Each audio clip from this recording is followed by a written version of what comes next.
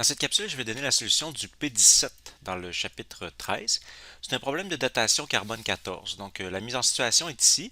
On dit le suaire de Turin est un morceau de tissu qui, selon certains, aurait servi à draper le corps de Jésus-Christ lors de sa mise en tombeau. Alors, la datation carbone 14 a permis de déterminer officiellement l'âge de la relique. Euh, on prélève un échantillon de 0,124 g de l'étoffe, sachant qu'elle est entièrement faite de fibres naturelles, organiques, comme tous les tissus à l'époque en effet. L'analyse de cet échantillon révèle une activité de 28,5 millibecquerels, et ensuite on nous donne la demi-vie du carbone 14, qui est bien connu, 5730 ans, puis l'abondance de carbone 14 dans un être vivant, 1,3 par 10 exposant moins 12 par rapport au carbone 12. On nous pose trois questions. En fait, c'est pour le faire en étapes. Combien d'atomes de carbone 14 trouve-t-on dans l'échantillon lors de l'analyse? Ensuite, combien d'atomes de carbone 14 y avait-il ou y a-t-il dans 0,124 g d'un être vivant? Puis ensuite, quel est l'âge du vêtement? Euh, Premièrement, il faut dire qu'il y a une petite erreur dans l'énoncé du numéro. Là. Quand on nous dit qu'on prélève un échantillon de 0,124 g de l'étoffe, en fait, c'est pas tout à fait correct. Il faudrait dire qu'il y a dans l'échantillon prélevé 0,124 g de carbone. Parce qu'en fait, il y a d'autres atomes que du carbone dans un échantillon d'étoffe. Et donc, en pratique, si on pèse un morceau d'étoffe, ensuite, il faut qu'on détermine quelle proportion de cette masse-là est vraiment du carbone. Donc, nous, on va partir avec ça, le 0,124 g. On va supposer que c'est la partie carbone de l'échantillon. Pour répondre à la première question, qui est combien d'atomes de carbone 14 trouve-t-on dans l'échantillon lors de l'analyse? Alors, lors de l'analyse, ça veut dire maintenant. Alors, dans le fond, on a mesuré une activité de 28,5 millibecquerels et on a aussi la demi-vie du carbone 14. Donc, avec ça, on va pouvoir utiliser, alors ça va être pour A, on va pouvoir utiliser la formule R égale lambda n. Donc, le R, l'activité actuelle nous est donnée. La constante de désintégration, on va pouvoir la trouver avec la demi-vie. Et ensuite, on va pouvoir calculer le nombre de noyaux de carbone 14 dans l'échantillon présentement. Pour lambda, on le fait en faisant log de 2 sur le temps de demi-vie. Il va nous falloir mettre le temps de demi-vie en secondes parce que l'activité R, elle est donnée en becquerel ou en millibecquerel, donc c'est des désintégrations par seconde. Alors il faut que la demi-vie soit exprimée en secondes. Alors on va faire log de 2 sur 5730 ans fois, bien sûr, la conversion. Alors 365 jours, 24 heures et 3600 secondes dans chaque heure pour avoir le nombre de secondes dans ce temps de demi-vie-là. Alors, la constante de désintégration, quand on fait le calcul, ça donne 3,83 fois 10 exposant moins 12, donc seconde moins 1. C'est des secondes moins 1 parce qu'en fait, c'est une probabilité par seconde. Ensuite, bien, il s'agit d'isoler notre n en faisant R sur lambda. Donc, on a 28,5 millibecquerels. Alors, si je le mets en becquerel, 0,0285, divisé par la constante de désintégration, alors qu'on vient juste de calculer en haut. Alors, quand on fait ce calcul-là, ça donne 7,43 fois 10 exposant en 9 noyaux. Donc, ça, c'est notre nombre. On est parti avec l'activité actuelle. Alors, c'est le nombre de noyaux qu'on a actuellement de carbone 14 dans notre échantillon. Alors, ça répond à la question A. Pour la question B, tiens, on va la faire ici. Combien d'atomes de carbone 14 trouve-t-on dans un échantillon de 0,124 g d'un être vivant?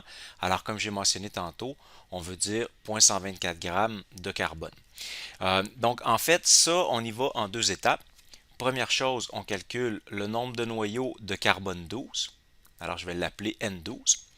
Alors ça, on le fait en prenant la masse de l'échantillon, ou plutôt la masse de carbone dans l'échantillon qu'on a. Ensuite, on va diviser par la masse molaire, tiens, je vais la noter comme ça, du carbone, et on va multiplier par le nombre d'Avogadro. Alors, c'est-à-dire, dans notre cas, on a 0,124 g de masse. La masse molaire du carbone, on prend la masse molaire du carbone 12 parce que ce 0,124 g-là, c'est essentiellement du carbone 12. Il y a tellement peu de carbone 14, on a la proportion ici 10 exposant moins 12, qu'en fait, on peut considérer que c'est presque uniquement du carbone 12. Donc, 12 grammes par mol. Et ensuite, le nombre d'Avogadro, alors 6,022 fois 10 exposant 23. Alors, on fait le calcul. On arrive à 6,223 fois 10 exposant 21 atomes. Maintenant, on veut avoir le nombre d'atomes de carbone 14 et je vais l'appeler tout de suite N0 parce qu'en fait, le nombre d'atomes de carbone 14 qu'on trouve dans 0,124 g de carbone, comme on va utiliser la proportion qui est ici en haut, qui est encerclée, c'est la proportion qu'il y a dans l'atmosphère à tout moment. Donc, en fait, on trouve le nombre d'atomes de carbone 14 dans 0,124 g de carbone d'un être vivant tant qu'il est vivant, c'est-à-dire tant qu'il absorbe régulièrement du carbone. Donc, il s'agit de prendre le nombre de carbone 12 qu'on vient de calculer et de multiplier par ce chiffre-là, cette proportion-là. Alors, dans le fond, 6,223 fois 10 exposant 21 fois la proportion de carbone 14 par rapport au carbone 12. Donc, ça va répondre à B. Et ça va nous donner aussi le nombre de carbone 14 qu'on avait au moment où le tissu ou la plante qui a fait le tissu était vivante. On obtient 8,09 fois 10 exposant 9 noyaux, donc de carbone 14. Et ça répond à la question B. La dernière question, on nous demande quel est l'âge de l'échantillon. Alors, on va utiliser la décroissance exponentielle radioactive.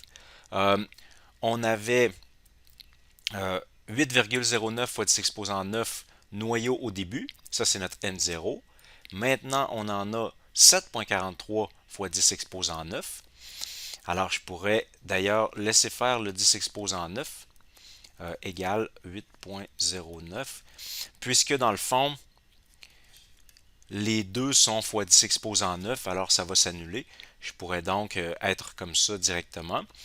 Alors, pour trouver le temps, je vais prendre de ce côté-ci le log de 7,43 sur 8,09 et ça va me donner de l'autre côté moins lambda t. Alors, ça donne moins 0,08510 et ça va être égal à moins lambda t. Et lambda, je l'avais calculé en secondes tantôt. Ici, j'avais 3,84 fois 10 exposant moins 12 secondes, moins 1. Je pourrais le laisser comme ça, mais ça me donnerait un temps, une réponse en secondes, et je vais le convertir en années après. Alors, ce que je peux faire à la place, c'est remplacer lambda par log de 2 sur le temps de demi-vie, mais le temps de demi-vie, rendu là, je peux le mettre en années. Comme ça, en faisant ça, le temps que je vais obtenir en l'isolant, il va être directement en années. Donc, les signes moins chaque côté s'annulent. Il me reste à envoyer le log en bas et le 5730 en haut pour enfin isoler mon temps. Et on trouve environ 698 ans, donc pour l'âge du suaire de Turin.